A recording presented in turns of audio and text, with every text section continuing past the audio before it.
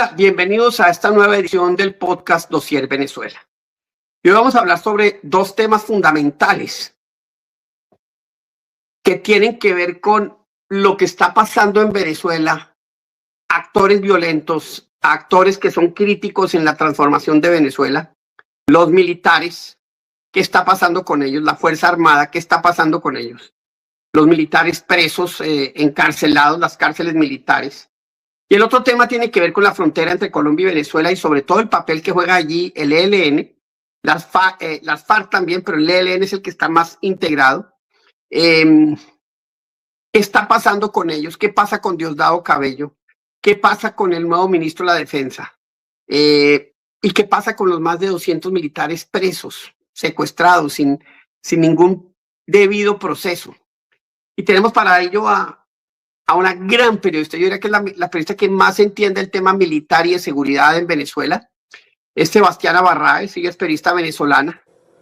La fuente militar es su gran especialidad, temas de frontera también. Yo creo que es la reportera que más ha investigado los temas de la represión, los temas de los militares presos. Escribe en Infobae, en Punto de Corte, tiene su propia plataforma, Sebastiana Sin Secretos. Mejor dicho, la tenemos acá y qué dicha poder estar contigo, Sebastián, otra vez. ¿Cómo estás? Hola, Francisco. No, el placer y el honor es mío. Un saludo para ti y para la audiencia. Pues empecemos con lo que todos estamos como, ¿qué está pasando? Porque cambiaron el fiscal por uno que era igual, cambiaron la defensora por uno que era mejor, pero tampoco. Cambiaron un ministro de defensa por uno que deja mucho que desear, fue uno de los grandes torturadores. ¿Qué está pasando dentro de las Fuerzas Armadas bolivarianas o Nacional Bolivariana de Venezuela, las Fuerzas Armadas de Venezuela? ¿Qué está pasando allá adentro? Francisco, es que el problema es que sigue funcionando el sistema que se ha implementado en Venezuela desde hace más de un cuarto de siglo. Aquí no se trata incluso ni siquiera del cambio de hombres. La revolución bolivariana está reciclando dentro de su propio esquema a funcionarios y por eso es que no puede colocar rostros nuevos y rostros frescos, porque son 27 años en el que esa revolución ha pues destruido la base de las instituciones y entre esas instituciones de manera dramática para el país, dramática para los venezolanos, destruyó a la Fuerza Armada Nacional y la convirtió la desdibujó, dando como resultado, como respuesta clarísima, la no reacción de la Fuerza Armada, por ejemplo, ante lo que ocurrió el 3 de enero del 2026. Una Fuerza Armada que además ha venido en declive, ha venido en un proceso violento de ideologización, una Fuerza Armada caracterizada por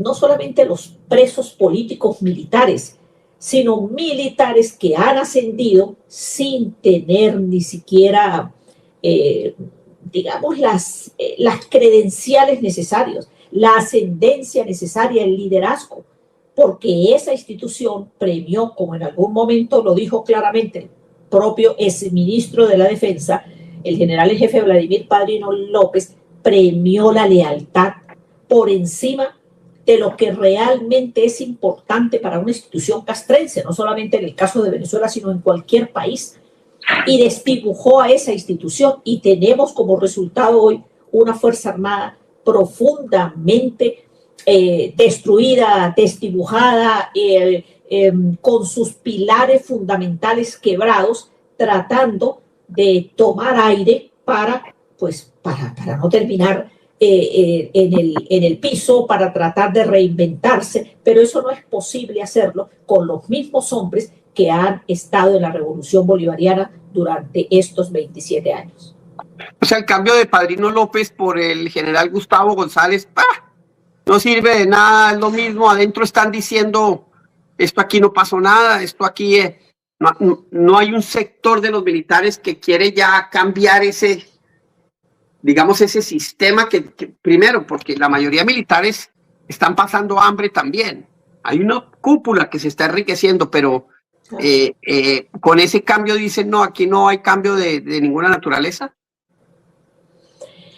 A ver, dentro de la institución hay militares con, digamos, militares que pueden rescatar la institución.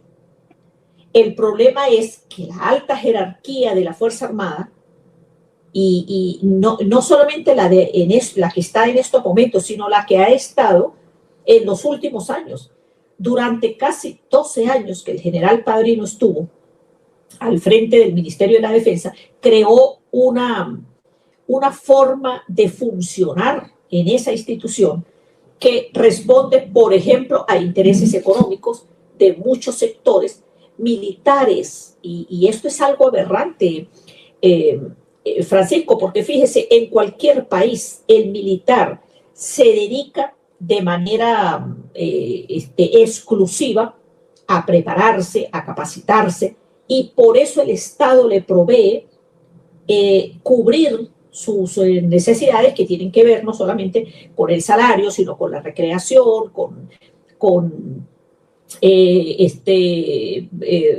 materia en médico asistencial y demás. En Venezuela no, Francisco, en Venezuela los generales se ocuparon, entre otras cosas, en hacer negocios.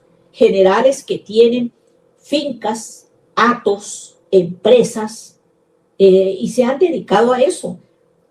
Unos estando incluso dentro de la institución armada y otros que desde la Revolución Bolivariana pues han logrado, gracias a esas relaciones obtenidas con militares y con sectores políticos de la revolución, pues enriquecerse.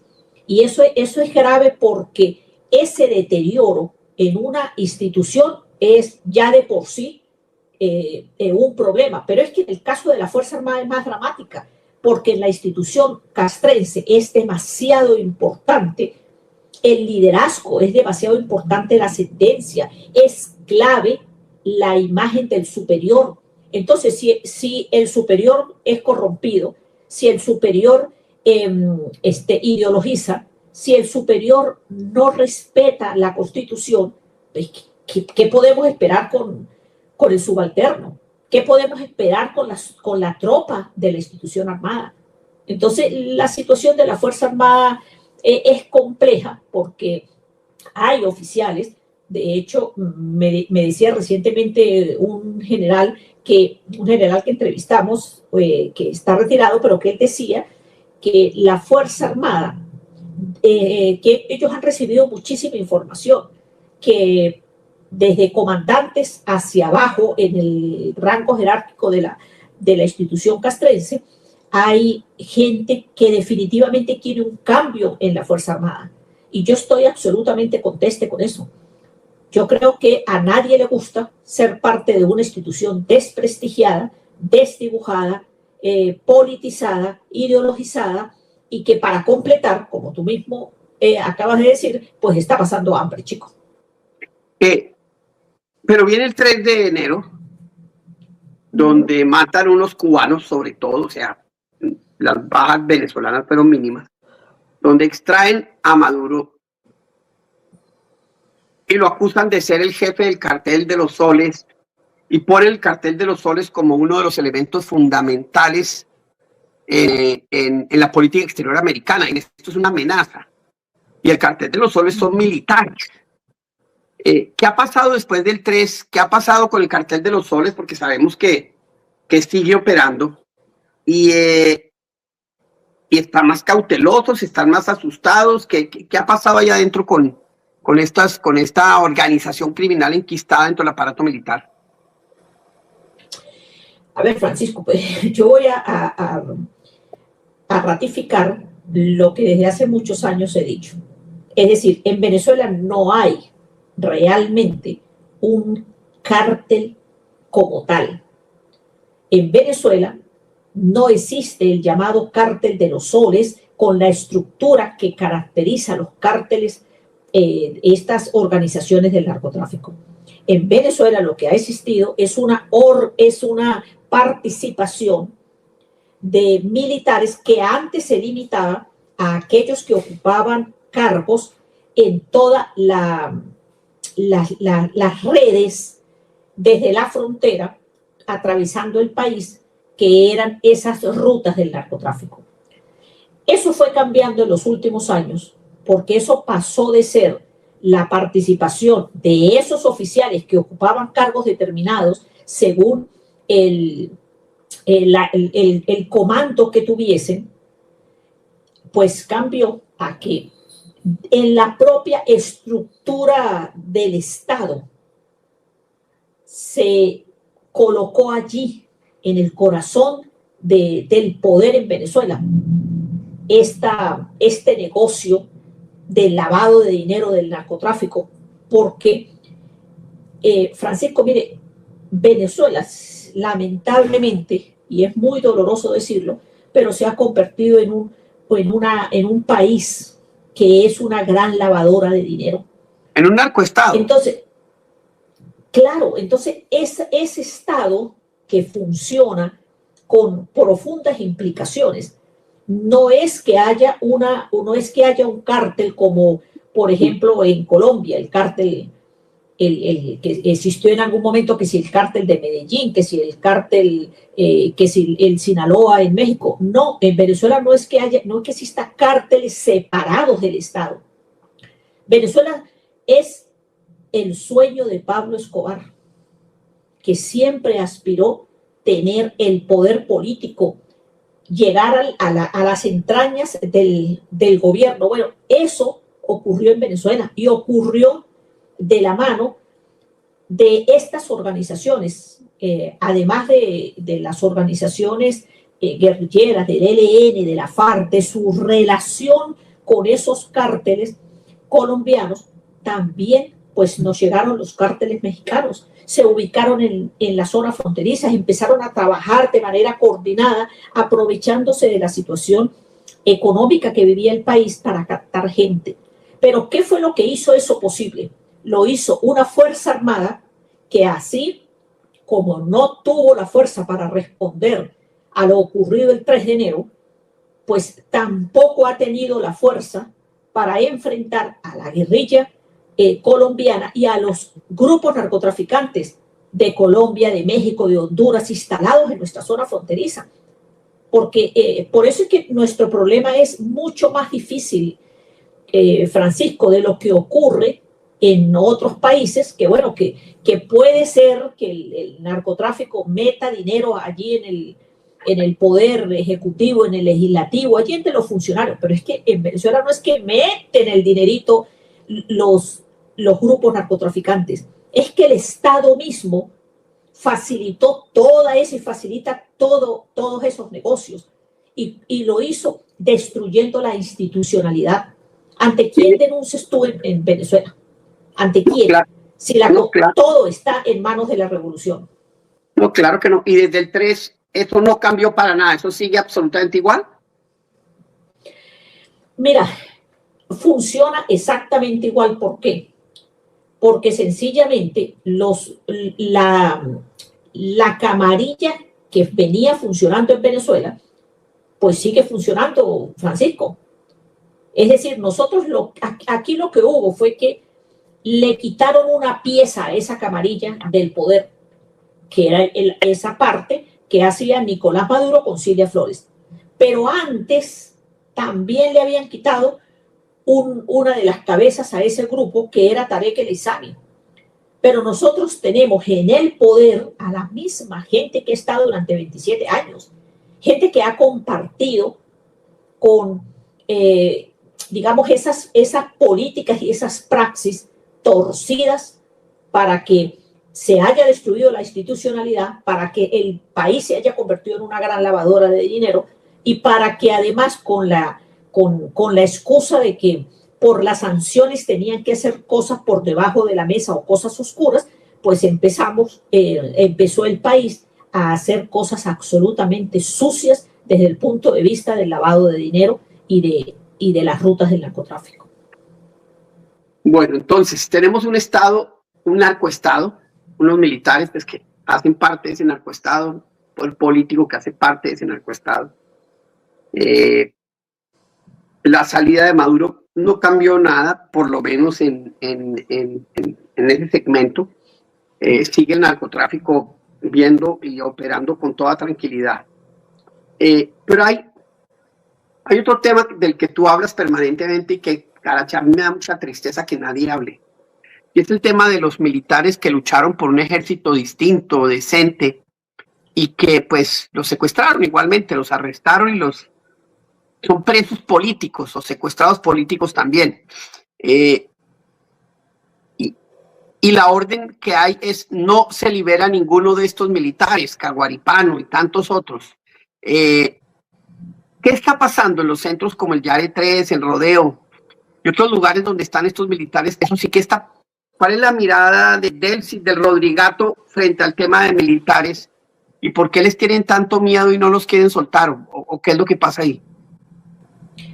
Bueno, ahí hay dos cosas. Una, el Rodrigato no conoce a la Fuerza Armada.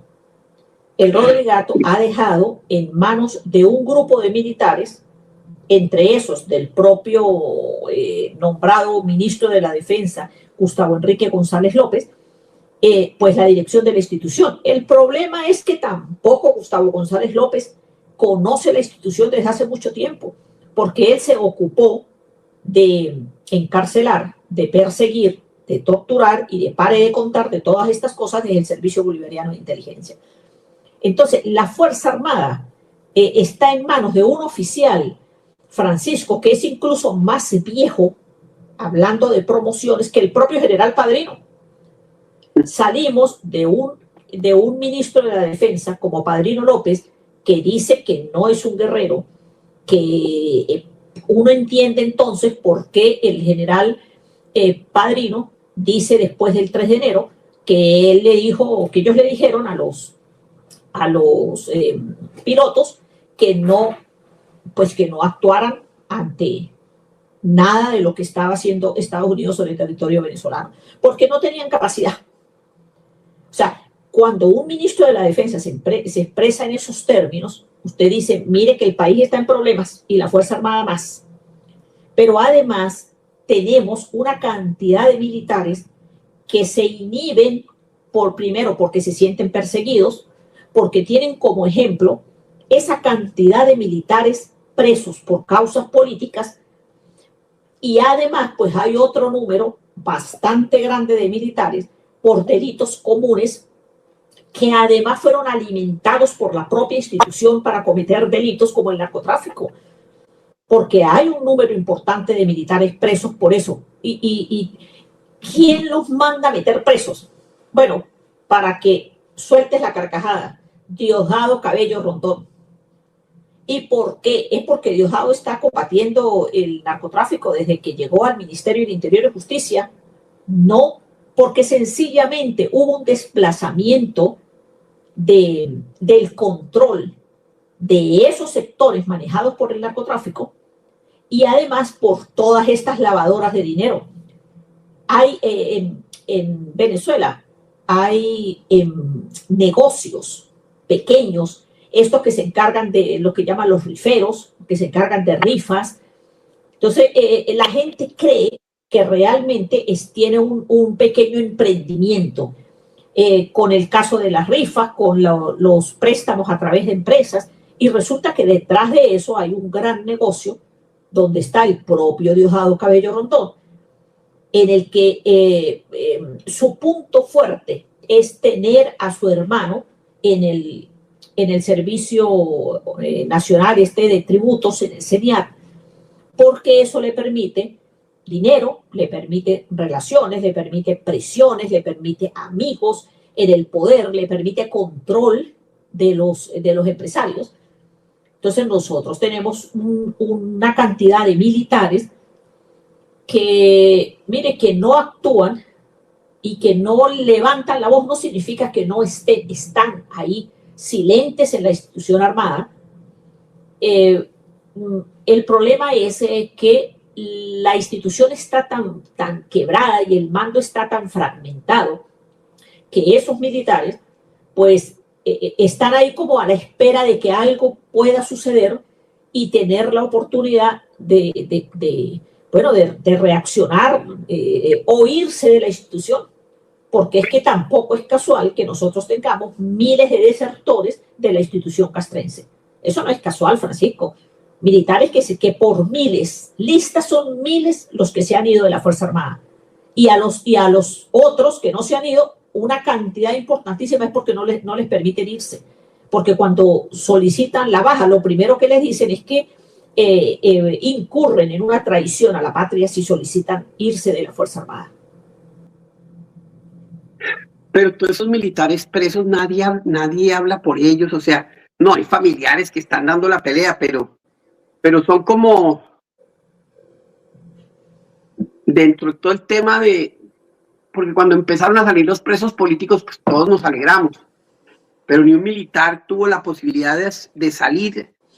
Ese miedo, eso es para ¿qué señal quieren mandar con esa amnistía? No incluyen a los militares y todos esos militares que están pues algunos en tan malas condiciones y te repito lo de Caguaripano y lo de ¿quién vela por ellos? O sea, pobrecitos, están en ese sentido, son el último de los últimos y nadie da la pelea por ellos, digamos, de una manera como debería darse, porque muchos de ellos acabaron en la cárcel por hacer las cosas bien, por tratar de hacer, o sea, no necesariamente por ser buenos militares.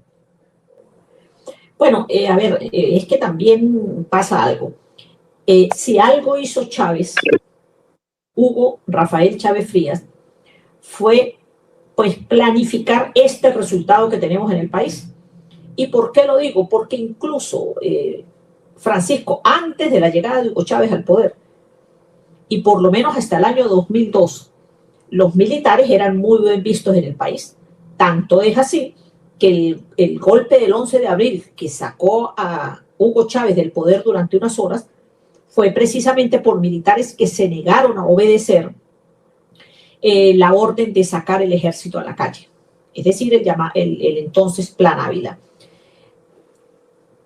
Hugo Chávez, entre algunas de las cosas que se propuso con la Fuerza Armada a partir del 2004, las ejecuta a partir del 2004, es fraccionar el mando para evitar que le vuelvan a dar un golpe y lo saquen del poder. Pero también desprestigiar a la Fuerza Armada. Es decir, cuando Hugo Chávez empieza con el cuento de que la Fuerza Armada y el pueblo, entonces los militares que debían estarse preparando, formando para la defensa del territorio y la soberanía, como se lo dice la Constitución, entonces él empezó, a mantenerlos en lugares donde se sentían, digamos, cómodos, donde entre otras cosas les permitía hacer negocios, le facilitó incluso la posibilidad de corromperse. Y eso no puede haber sido casual porque Hugo Chávez conocía la Fuerza Armada. Pero además logró que el pueblo venezolano empezara a rechazar a esos militares a quienes veía, por ejemplo, en funciones que no tenían por qué ejercer. Es decir, algo así como que, bueno, un oficial con su uniforme bien planchadito y arregladito estaba bajando cajas de pollo de un camión o bajando verduras, o los colocaban y todos con uniforme a limpiar el piso. Y no es porque eso sea un trabajo denigrante.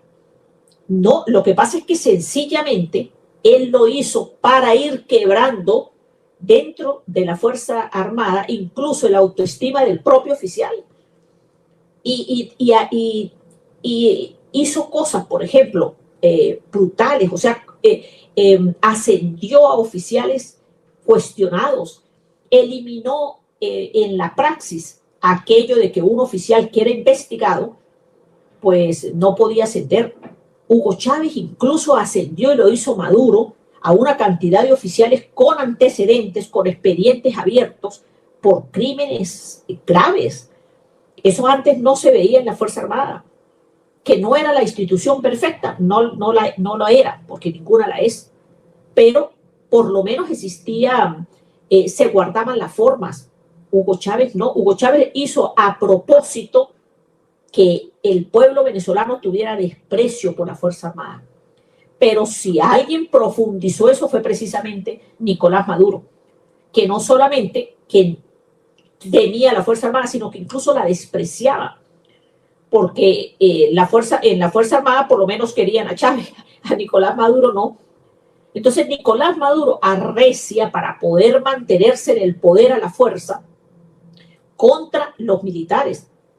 Y lo hizo de manera paralela. Por una parte, detenía a militares con ascendencia, con liderazgo,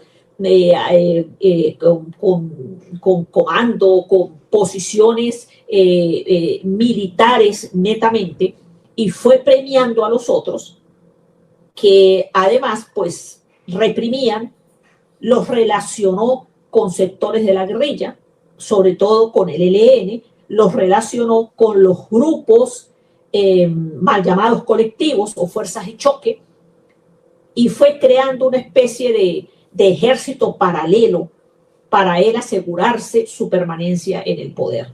Entonces, claro, ante eso, ¿qué posibilidades tenía la Fuerza Armada? Y fíjense, Francisco, hay muchos diputados de la Asamblea Nacional que le han dicho a los familiares de los presos políticos militares que los presos políticos militares no iban a salir, que la ley de amnistía no se iba a aplicar para ellos. Bueno, y ya no se aplica para nadie porque ya la canceló, el Rodrigato ya dijo que eso no servía para nada, que no sirvió para nada tampoco. Pero bueno, vamos a otro tema que tú conoces muy bien, que es el ELN, la frontera con Colombia. Tú has denunciado durante muchos años la convivencia y la connivencia de las fuerzas venezolanas con el ELN. ¿Cómo está hoy esa relación después de lo que pasó el 3 de enero en el Zulia, en el Táchira, en Apure, que son y en el Amazonas más con las FARC, pero también con el ELN? ¿Sigue esa gran alianza y esa relación estratégica que tienen? Sí, pero fíjese, interesante, después del 3 de enero, casi inmediatamente el Ejército de Liberación Nacional, que estaba desplegado en todo el país, se replegó rápido hacia la frontera con Colombia. Y se repliega, pues, previendo que pudiese haber algún ataque por parte de los Estados Unidos contra ellos o contra otras organizaciones o personas en el país. Entonces se replegaron y se han mantenido más hacia la zona de la frontera, incluso no han vuelto a retomar esos espacios que tenían antes. Pero ha habido una cosa interesante que ha pasado. La relación del ELN funcionaba además con Nicolás Maduro muy bien, y funcionó precisamente durante el gobierno de Nicolás Maduro, y en la Fuerza Armada con el general Padrino más en los últimos años, o por lo menos en el alto mando militar.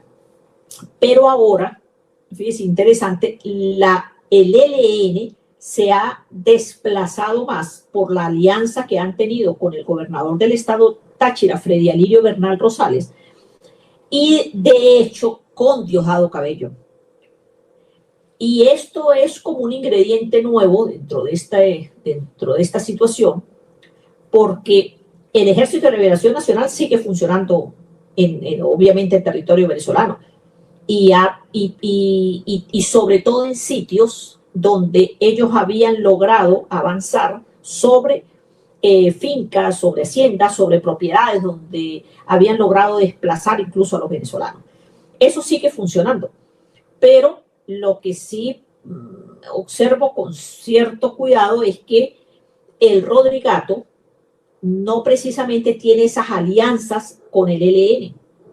Y creo que quizás eso explique que el presidente Gustavo Petro se haya ido a reunir con Del Cielo Ina allá en Miraflores.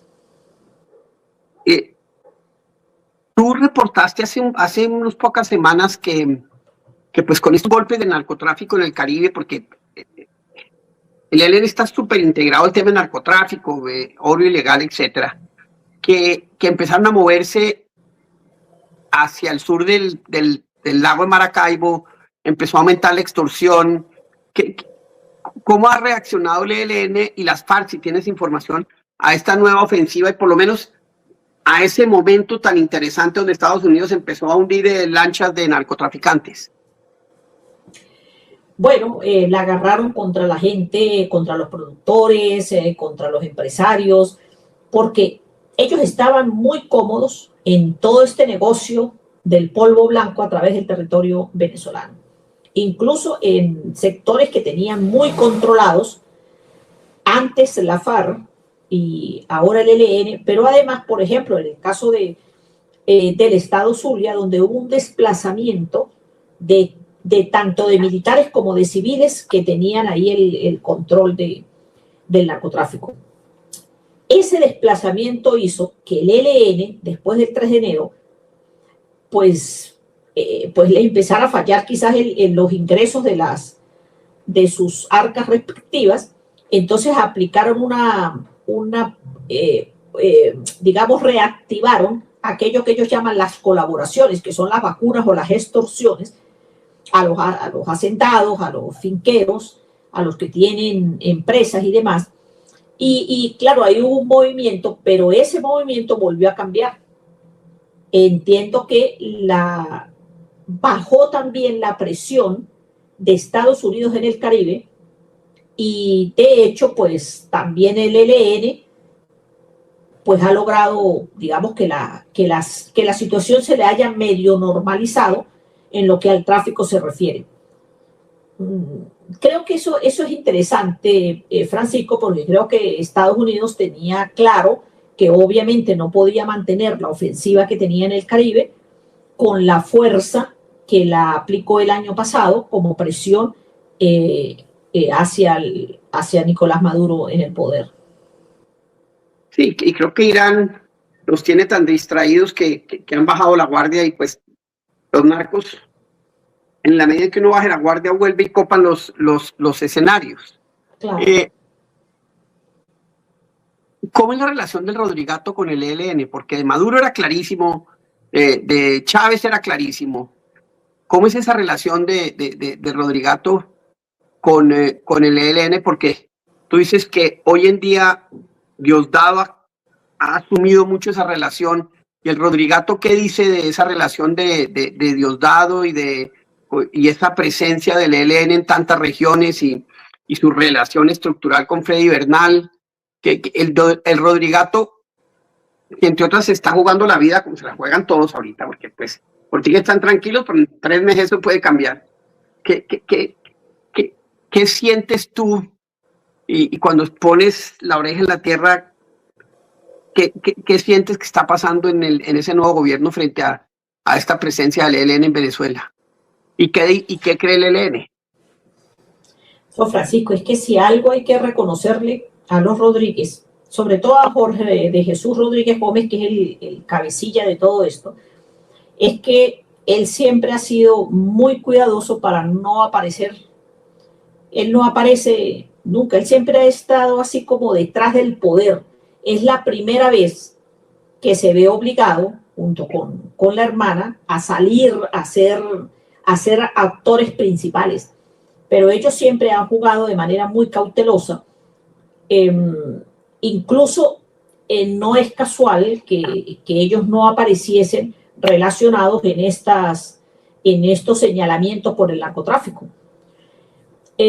Yo creo que la relación que ellos planificaron siempre para llegar al poder, sobre todo Jorge de Jesús, era que debían tratar de cuidar las formas porque no querían correr el riesgo lógico de lo que ya habían señalado a Nicolás Maduro, a Diosdado, al Pollo Carvajal, a Rodríguez Chacín, es decir, a todo un grupo de gente que ha participado en el poder desde arriba. Fíjese que ellos han sido muy prudentes en eso. Pero participan o no. No, pero lo que pasa es que obviamente que ellos son parte de una camarilla, claro. Francisco, que ha estado en el país. Es decir, hay manera de decir que ellos no han participado. Eso es imposible de decirlo. Y es imposible porque es que la revolución bolivariana sobre todo desde que Nicolás Maduro llegó al poder, se hizo descarada en las alianzas con la guerrilla y con estos grupos del narcotráfico. Hugo Chávez trató de cuidar alguna forma, y fíjese que siempre estaba así como que era que hacía ayudas humanitarias, ayudaba, estaba de todo corazón tratando de ayudar a los secuestrados, le decía a los militares en los cuarteles que la relación con la guerrilla era porque la paz de Colombia, porque la paz de Venezuela dependía de la paz de Colombia, y con esa excusa mantenía las alianzas con la guerrilla en territorio venezolano. Pero Nicolás Maduro no fue más torpe quizás en esa demostración, pero realmente uno puede creer que quienes han compartido el poder durante todos estos años no tienen relación y no están comprometidos con lo que le ha ocurrido a Venezuela, no solamente en corrupción, sino en narcotráfico. No, obvio que no, pero quiero terminar con 2 o 3 preguntas sobre ya el tema general de la transición, si es que hay. Primero, Venezuela se puede deshacer de Diosdado y de los colectivos. Y Venezuela se puede deshacer del ELN y Venezuela puede recuperar unas fuerzas militares que los ciudadanos venezolanos respeten, que impongan respeto y que luche contra todas esas organizaciones criminales. ¿Eso es posible? ¿Ese sueño es posible? ¿Y por qué lo duda, Francisco? Mire, si algo caracteriza al pueblo venezolano durante toda su historia, es precisamente el espíritu libertario. Y esto no es palabrería, o sea, yo creo que el pueblo venezolano muchas veces ha tenido que debatirse con mucha fuerza para poder conquistar espacio y retroceder si hay que retroceder. Creo que la lección que Venezuela recibió con la llegada de Hugo Chávez al poder y lo que nos ha costado 27 años de revolución, creo que da paso a otras generaciones. Y sabe algo que es interesante, nosotros podemos haber perdido un par de generaciones, podemos haber recibido el impacto brutal de lo que ha ocurrido con un grupo que asaltó el poder, que se enquistó en el poder, que nos ha querido reducir a lo mínimo como venezolanos, que ha buscado la manera de muy habilidosa además de que salieran millones de venezolanas del territorio venezolano, y resulta que aún así la gente resiste y aún así el venezolano resiste. Y yo estoy convencida, Francisco, de verdad, estoy absolutamente convencida que nuestra Fuerza Armada se va a levantar, que nuestra Fuerza Armada va a lograr asumir el rol que le corresponde, que en estos momentos esté una Fuerza Armada golpeada, con un ojo morado, con un pie partido y vuelto quechus, sí, pero estoy convencida que nosotros tenemos raíces y esas raíces están ahí, o sea, por muchos militares que estén presos y a pesar de todo lo que le han hecho a esos militares, Francisco, y resulta que la gran mayoría de esos militares no ha claudicado. Por eso es que no los dejan en libertad. Algunos se han entregado, algunos se han convertido en delatores, algunos sí, todo eso que puede pasar y además que es perfectamente humano. Pero ¿sabe lo que es? Militares que han perdido no solamente su carrera, que han perdido años de vida, que han perdido la posibilidad de ver crecer a sus hijos y de compartir esos momentos tan especiales en la vida de padres e hijos, a los que el matrimonio se les ha destruido y aún así persisten, chicos. ¿Cómo podemos dudar de que realmente hay un capital humano que va a rescatar al país? ¿Y cómo ves en lo que va a Venezuela después del 3? ¿Eres optimista? ¿Qué esperas que pase? ¿Qué está pasando que tú digas, uy, esto me da ilusión? ¿Qué no está pasando que tú dices, ay, Dios mío, necesitamos que esto pase? Y eres optimista sobre lo que va a pasar en Venezuela. Mire, yo soy optimista por la gente, Francisco. Yo hablo con muchísima gente, de verdad, de Venezuela, muchísima, y de todos los sectores. Y entre las cosas que yo no pierdo la esperanza, no, esperanza no se trata de un problema de esperanza. Yo soy absolutamente optimista. Si algo me mantiene a mí el optimismo, es ver a la gente que a pesar del miedo actúa, que a pesar de la situación que hay en el país, de lo que ha dejado todos estos años de revolución, de la receta aplicada desde Cuba hacia militares y civiles en Venezuela, y aunque yo digo que la dirigencia política esté tan golpeada y también tan desprestigiada y algunos tan vendidos, digamos que todo este ardid que armó la revolución bolivariana para destruir partidos políticos, para destruir dirigentes, y lo logró. Algunos los venció, los comprometió, los corrompió, y pare de contar. Pero tú sabes que es impresionante que la gente aún, la gente común, la gente de los sectores sindicales, sociales, maestros. Francisco, el maestro en Venezuela no gana ni $5 mensuales, chico. Y el maestro es capaz aún de ir a la escuela a dar clases porque siente que tiene un compromiso con sus estudiantes, con su alumnado. Y aún así, mire, la gente ha salido a las calles, los familiares de los presos políticos, con todo y las amenazas, se han mantenido frente a las cárceles del país.